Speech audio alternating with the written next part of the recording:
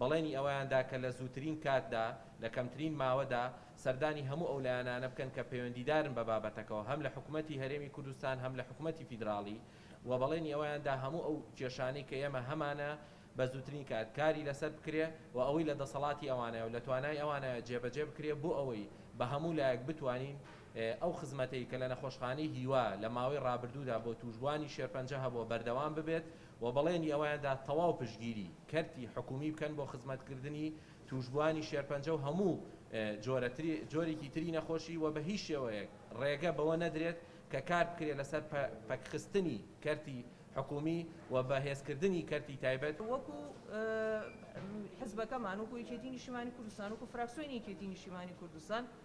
ئێمە گرنگیەکی زۆر بە سەکتەری تەندروستی حکومی دەدەین و بەلاشمانەوە زۆر گرنگە کە لێرە دەرمان و چارەسەر و هەموو جۆرێکی خزمەتگوزاری تەندروستی لەم نەخۆشخانەیە بەردەوام بێت. لێرەوە ئێمە بەڕاستی هانا دەبین بۆ سەرۆکی حکومەت، بۆ جێگەی سەرۆکی حکومەت، بۆ وەزیری تەندروستی لە هەرێمی کوردستان و هەوڵەکانیشمان دەبینەوانێ بۆ حکوومەتی فدراڵ، بۆ وەزیری تەندروستی لە حکوومەتی فدراڵ ڕێگە بەوە نادەین کە نەخۆشخانەی هیوا کە سەنتەرێکی بەهێز و گەورە و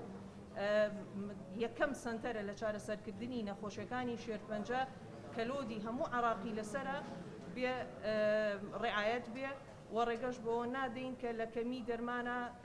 و لە کەمی گرنگیدان بە ستافی پزیشکی لێرە وا بکات کە خەلەل بکرێتە کاروبارەکانی ئەم نەخۆشخانەیەوە.